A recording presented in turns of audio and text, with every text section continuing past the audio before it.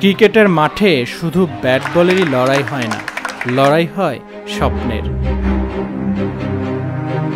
বাংলাদেশের ক্রীড়াঙ্গনের সেই স্বপ্নযাত্রারই এক জীবন্ত দলিল ঢাকা ডায়মন্ড স্পোর্টিং ক্লাব।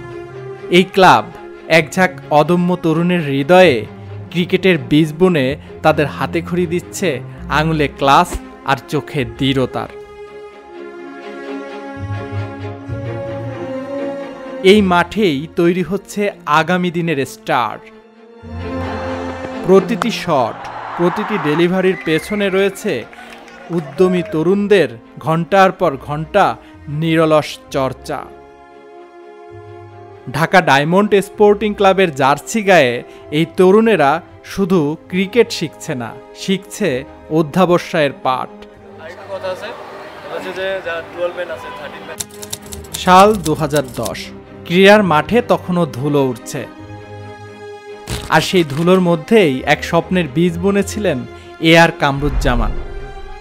তার হাতের ছোঁয়ায় জন্ম নিল ঢাকা ডায়মন্ড স্পোর্টিং ক্লাব নামের একটি স্বপ্ন, একটি অঙ্গীকার। হাঁটি হাঁটি পায়ে দিনে দিনে এই ক্লাবটি বেড়ে উঠেছে শিশুর মতোই।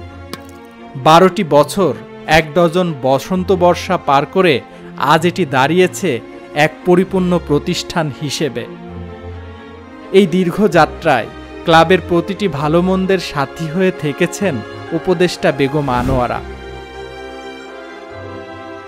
এই সাফল্যের পেছনে আছে একদল নিবেদিতপ্রাণ মানুষের অক্লান্ত পরিশ্রম।